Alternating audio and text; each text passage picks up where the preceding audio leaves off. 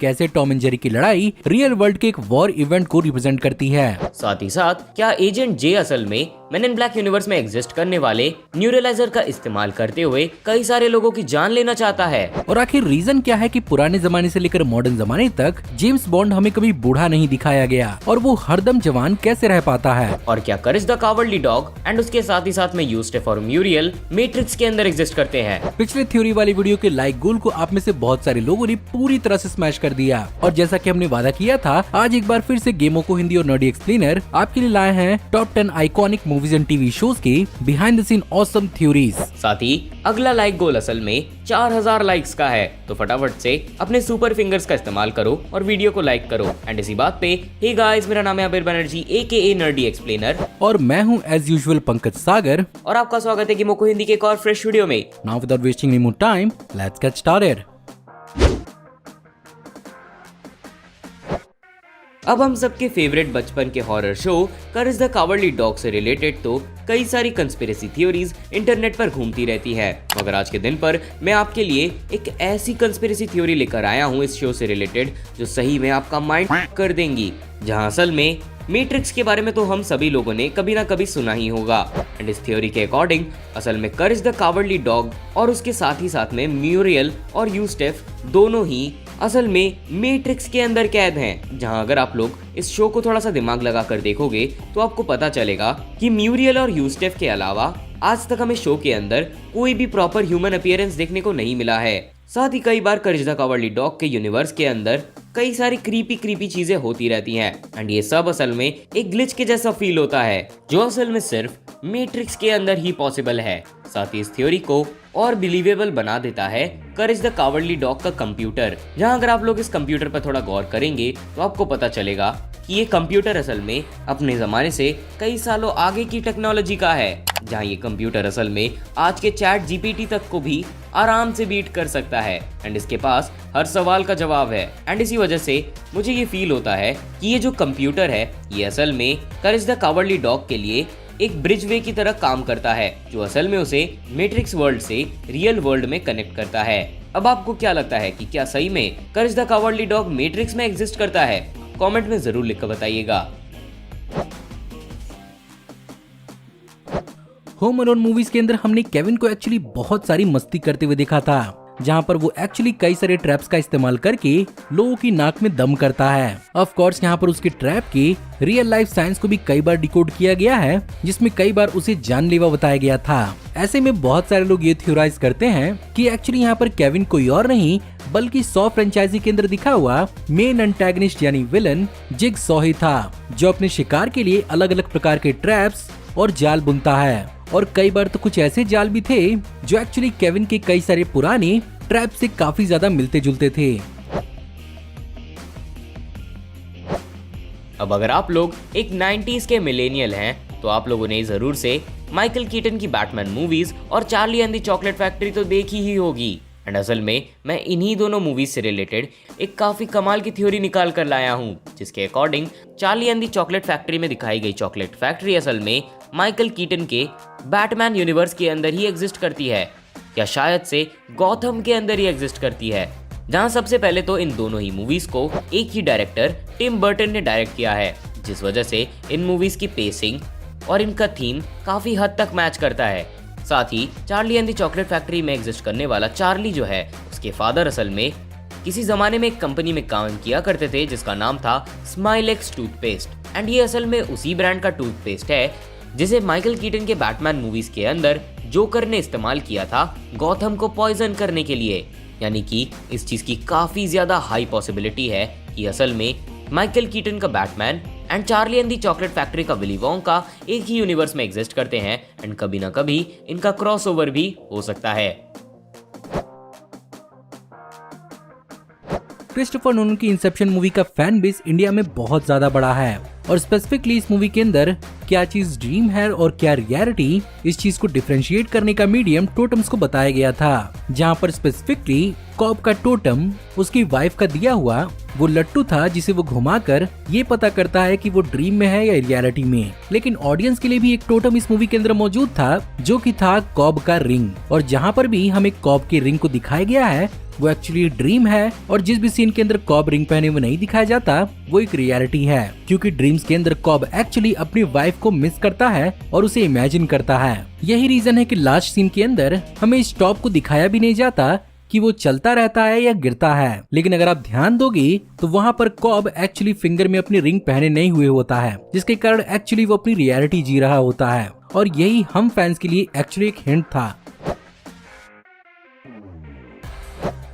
अब एक काफी लंबे अरसे से हम लोग टीवी पर टॉम एंड जेरी की लड़ाई तो देखते हुए आ ही रहे हैं, मगर क्या आपने कभी सोचा है कि क्या टॉम एंड जेरी की लड़ाई असल में किसी रियल वॉर को रिप्रेजेंट करती है, जहां एक थ्योरी के हिसाब से टॉम एंड जेरी की लड़ाई असल में वर्ल्ड वॉर 2 के जमाने में नाजी जर्मन्स एंड ब्रिटिशर्स के बीच की लड़ाई को रिप्रेजेंट करते हैं। जहां इस थ्योरी के बनने के पीछे का रीजन असल में ये है कि उस जमाने में ब्रिटिशर्स को असल में टॉमीज बुलाया जाता था और जर्मन्स को असल में जेरीज बुलाया जाता था। एंड जिस तरह से टॉम एंड जेरी शो के अंदर जेरी हमेशा टॉम की नाक में दम करके रखता है, उसी तरह से ये असल में फोरशैडो करता है जर्मन्स और ब्रिटिशर्स को, जहां जर्मन्स भी यानी कि जेरीज भी ब्रिटिशर्स यानी कि टॉमीज की नाक में दम करके रखते थे।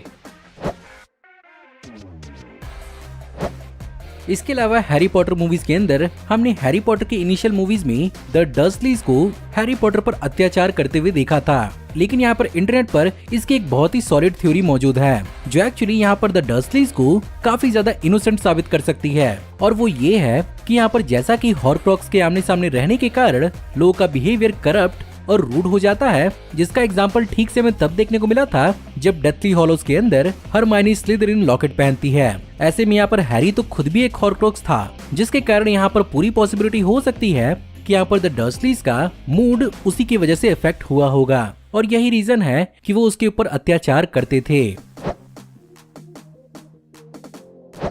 अब अगर आप लोग time travel and sci-fi movies के शौकीन हैं, तो आप लोगों ने कभी ना कभी legendary movie trilogy back to the future तो जरूर देखी ही होगी, जहां अगर आपको नहीं पता तो असल में इस फ्रेंचाइजी से रिलेटेड भी एक काफी ज्यादा डार्क थ्योरी निकल कर आई है, जिसके अकॉर्डिंग असल में इस फ्रेंचाइजी का main protagonist doc Emmett Brown असल में सुसाइडल था एंड वो अपनी जान पर गिव अप करने वाला था। जहां इस थ्योरी के अकॉर्डिंग असल में अगर आपको याद हो तो बैक टू द फ्यूचर 1 की शुरुआत में ही जब डॉक एमिट ब्राउन मार्टी को दिखा रहे होते हैं कि टाइम मशीन किस तरह से काम कर रही होती है, तब वो अपनी डिलोरियन को 88 माइल्स पर आवर की स्पीड पर क्लॉक कर देते हैं, जिसके बाद वो डिलोरियन फुल स्पीड में मार्टी और डॉक की तरफ आ रही होती है एंड मार्टी उस पाथ से हटने की कोशिश करता है, मगर डॉक एमिट ब्राउन उसे रोक लेते हैं। ये चीज असल में ये दिखाती है कि डॉक एमिट ब्राउन असल में इस पॉइंट पर सुसाइडल थे। एज मूवी फ्रेंचाइजी के अंदर हम लोगों ने ये चीज देखी है कि पास्ट के अंदर डॉक एमिट ब्राउन के कई सारे इन्वेंशंस जो थे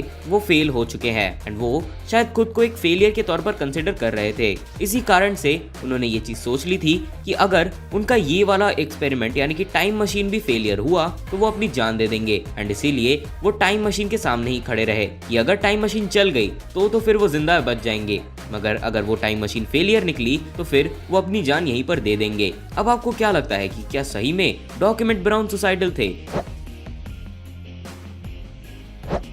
डिज्नी की फाइंडिंग नीमो डिज्नी की one of the most emotional कहानियों में से एक है, लेकिन इस इमोशनल कहानी का एक और लेयर हो सकता है जो शायद हम ऑडियंस कभी समझ ही नहीं पाए। एंड ऑफ कोर्स शायद इस थ्योरी को जानने के बाद आपका दिल टूट जाए, जहां पर थ्योरी के हिसाब से मूवी के ओपनिंग में जिस सीन के अंदर मर्लिन के पार्टनर के साथ साथ उसके सारे के सारे अंडों को खत्म होते दिखाया जाता है, उनमें से जो अंडा यानी नीमो सरवाइव करता है वो एक्चुअली यहाँ पर मर्लिन की सिर्फ और सिर्फ इमेजिनेशन भरी थी, जहाँ पर एक्चुअली स्पेनिश में नीमो का मतलब नो वन होता है, यानी कोई नहीं।